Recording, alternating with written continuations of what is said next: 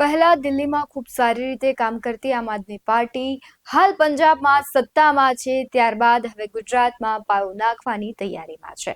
ત્યારે આમ આદમી પાર્ટીના રાષ્ટ્રીય સંયોજક અરવિંદ કેજરીવાલનો ગુજરાતનો જે પ્રવાસ હતો તે ખૂબ મહત્વનો રહ્યો છે. એક બાજુ રાજકારણમાં સતત ઉકળતા ચરુ જેવી પરિસ્થિતિનું નિર્માણ થઈ રહ્યું છે અને આનો લાભ આમ આદમી પાર્ટી લઈ અને પોતાના મૂળિયા મજબૂત કરતી હોવાનું ચર્ચાઈ રહ્યું છે.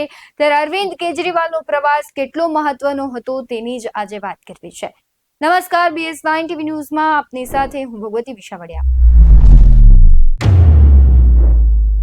અરવિંદ કેજરીવાલ એવા સમયે ગુજરાતના 2 દિવસના પ્રવાસે હતા જ્યારે આમ આદમી પાર્ટી બિહારની બધી બેઠકો પર ચૂંટણી લડવાની તૈયારી કરી રહી છે. પ્રશ્ન એ છે કે શું આમ આદમી પાર્ટીને યુપી અને બિહારમાં આશા નથી અને શું આમ આદમી પાર્ટીની રણનીતિ ફક્ત કોંગ્રેસની હાજરીથી જ બને છે? ચૂંટણીના મહત્વની દ્રષ્ટિએ બિહારમાં હાલમાં સૌથી મહત્વનું છે કે બિહાર પછી પશ્ચિમ બંગાળ અને કેરળ આવે. પરંતુ અરવિંદ કેજરીવાલ ગુજરાત પ્રવાસ માટે આવ્યા હતા. બિહાર અને બંગાળ પછી 2027માં ગુજરાતમાં પણ વિધાનસભાની ચૂંટણીઓ યોજાવાની છે. ત્યારે પેટા ચૂંટણીમાં ગુજરાતની વિસાવદર બેઠક જીત્યા પછી અરવિંદ કેજરીવાલનું કર્તવ્ય છે કે તેઓ ત્યાંના લોકોની સમસ્યા સમજે, મુશ્કેલ સમયમાં ગુજરાતના લોકો વચ્ચે હાજર રહે. આમ કરવાથી લોકો અરવિંદ કેજરીવાલને ટેકો આપશે અને આમ આદમી પાર્ટીને પણ ભાજપ સામે રાજકારણ કરવાની તક મળશે. જો અરવિંદ કેજરીવાલને બિહારથી કોઈ આશા નથી તો રાજ્યની બધી 243 બેઠકો પર ચૂંટણી લડવાની જાહેરાત કરવાનો અર્થ શું છે?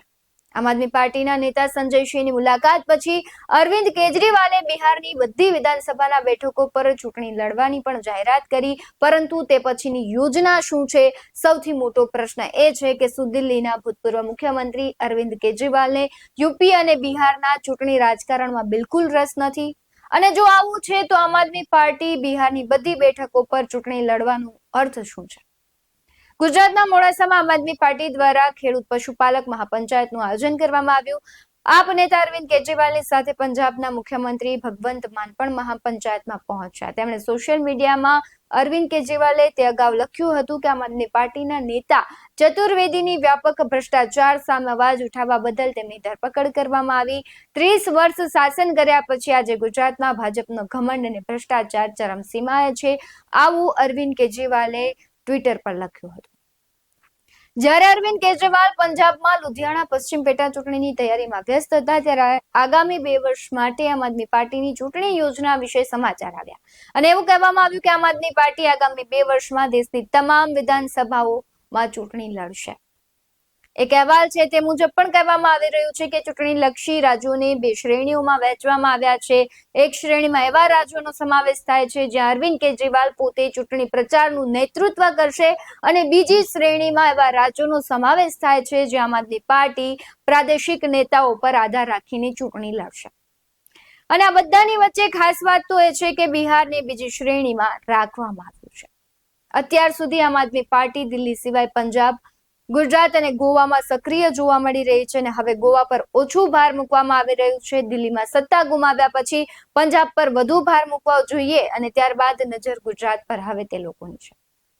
પરંતુ આ બધાની વચ્ચે સૌથી મોટો પ્રશ્ન એ છે કે યુપી અને બિહારમાં કોંગ્રેસ નબળી છે, તેથી અરવિંદ કેજરીવાલ ચૂંટણી રાજકારણથી દૂર રહે છે.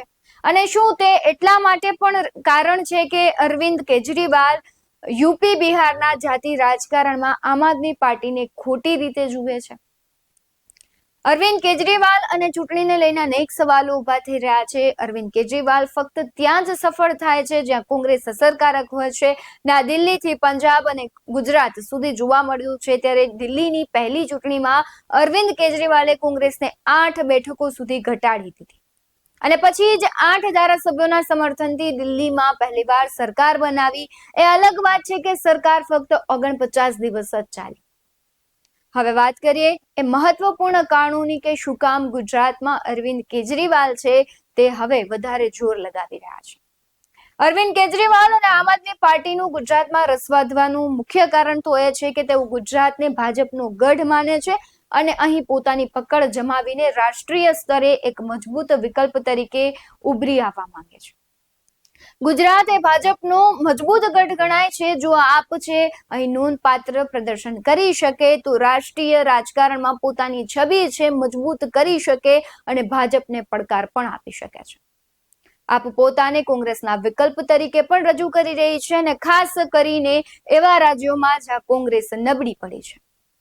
ગુજરાતમાં પણ કોંગ્રેસની સ્થિતિ નબળી પડી છે, જે આપ માટે એક તક પૂરી પાડે છે અને દિલ્હી અને પંજાબમાં જે રીતે આમ આદમી પાર્ટીના મુદ્દાઓ પર ધ્યાન કેન્દ્રિત કરીને સત્તા પર આવી છે, તે જ રીતે ગુજરાતમાં પણ વીજળી, પાણી, શિક્ષણ, આરોગ્ય જેવા મુદ્દાઓને ઉઠાવીને નવા મતદારોને આકર્ષવાનો પ્રયાસ કરી રહી છે.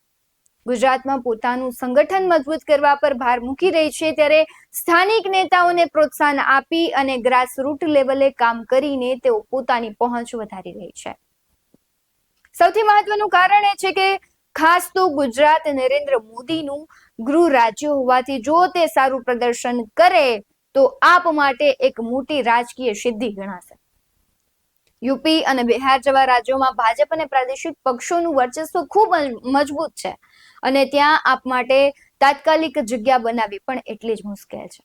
જ્યારે ગુજરાતમાં કોંગ્રેસ નબળી પડતા આપને ત્રીજા પક્ષ તરીકે ઉભરી આવવાની સંભાવના દેખાઈ રહી છે અને આ જ કારણોસર અરવિંદ કેજરીવાલ અને આપ ગુજરાત પર વિશેષ ધ્યાન કેન્દ્રિત કરી રહ્યા છે. તમને શું લાગી રહ્યું છે કમેન્ટ બોક્સમાં જરૂરથી જણાવજો. આવા જ વધુ અહેવાલો સાથે ફરી મળતા રહીશું. તમે અમારી યુટ્યુબ ચેનલને સબસ્ક્રાઇબ કરવાનું, અમને ફેસબુક અને ઇન્સ્ટાગ્રામ પર ફોલો કરવાનું ભૂલશો નહીં. બાકી અવનવી અપડેટ્સ મેળવવા માટે આપ જોતા રહો OBS 90 ન્યૂઝ. નમસ્કાર.